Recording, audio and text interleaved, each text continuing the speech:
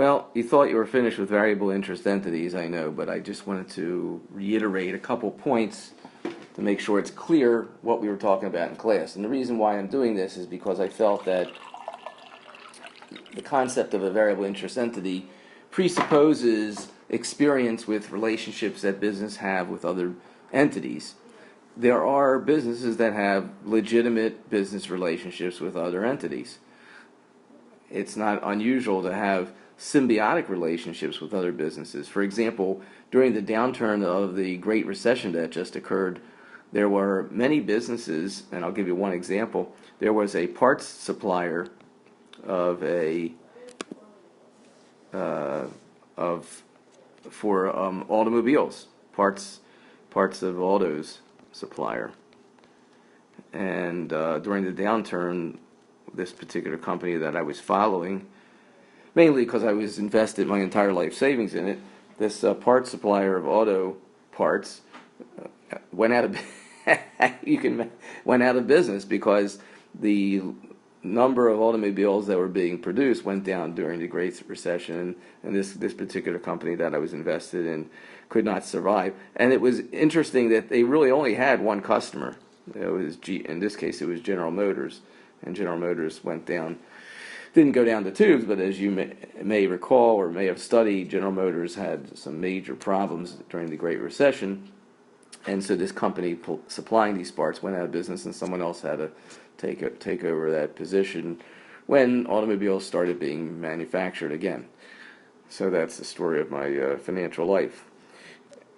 But when it comes to a VIE, that relationship, even though this company, I'll call it Company Sam, wasn't my company, but I felt like it was my company when I lost my money in it. Company Sam only had one customer. It did not make a VIE relationship between General Motors and this company because it really was a business. And that's what I want to go over here. What does it mean to be a business? Well, we covered parts of this, but I'm really going about it from a different angle to give you a little bit more insight to the whole thing today.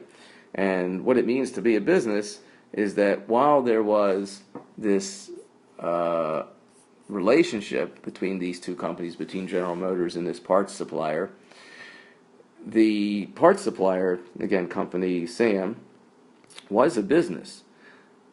And the question is, what does it mean, business?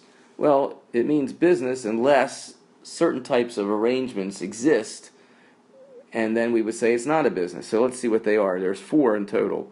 One would be it's Company Sam was a business unless General Motors designed this company.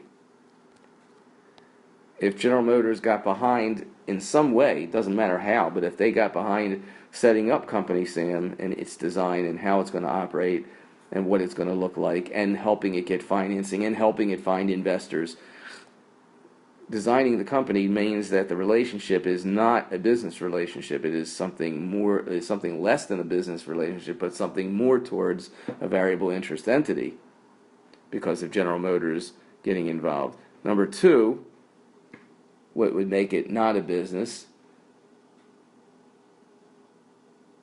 is that it does do all of its activities just for GM, 100%. So in this case, since this is the second test of a business, it meant the following. It meant that the auditors of General Motors had to test Company Sam to see whether or not General Motors had a variable interest in Company Sam. Because it's not totally normal for us to have one customer, for a business to have one customer. That's not totally normal. Let's go to the other test and then we'll come back to that and how that worked out. Thirdly, if there is financial support of a substantial nature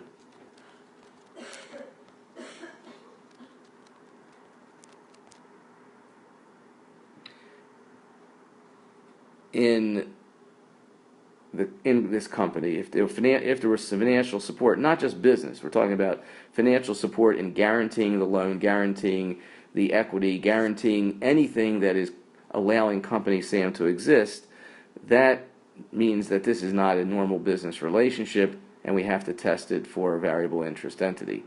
The normal relationship between Company A and Company B is Company B formed itself, Company B operates by itself, tries to make its own profits, and so Company A can deal with Company B all day long. It doesn't mean that there's some variable interest relationship there.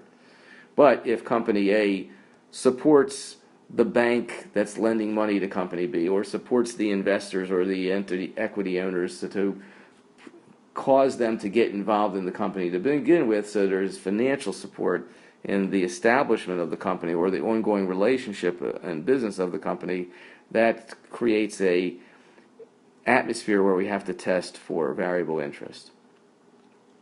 And again, the financial support here means in either debt structure or equity structure or both. It doesn't mean in business relationship, which is included up in number 2, which we're going to get back to. The fourth area is that the reporting entity is involved in some type of lessee relationship where it's leasing, doing all the leasing of what Company Sam would have. So if indeed GM was leasing something from Company Sam, then we've got to test it for variable interest. So back to this real life example. Again, the names have been changed. General Motors is real, but Company Sam is not, although it was a true company. It was tested for variable interest entity relationship with General Motors by the General Motors auditors because of the fact that Company Sam was providing 100% of its activities for General Motors. Now, what made Company Sam not a variable interest entity is the fact that there was no variable interest that General Motors had in Company Sam. And I'm going to prove the point in 2 ways. One way is the fact that the profits, if there were profits, went to the ownership of Company Sam, went to the stockholders. That would have been me if it worked out.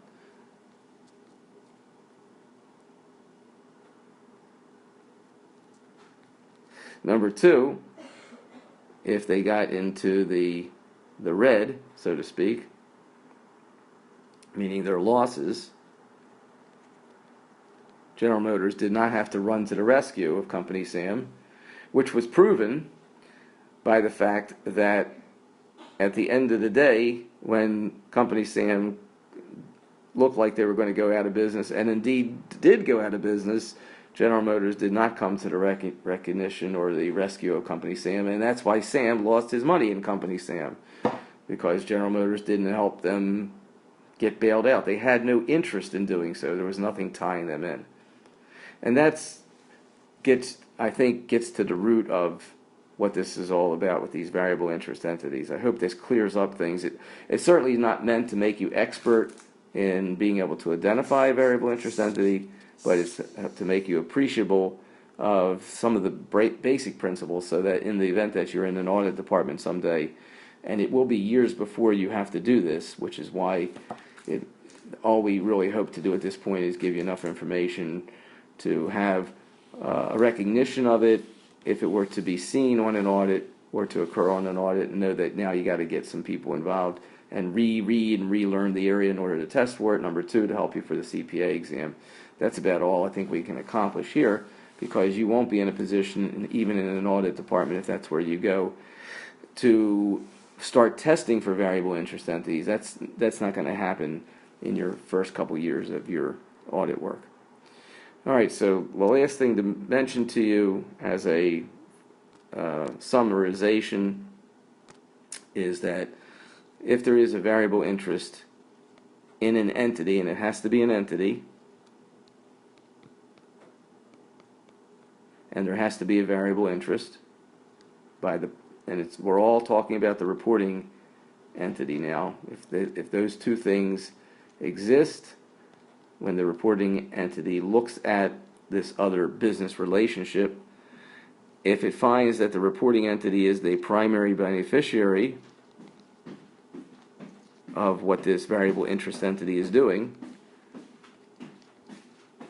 if it is a primary beneficiary, then, and only then, after going through these tests, do you have consolidation without stock ownership being the reason for the consolidation. Okay.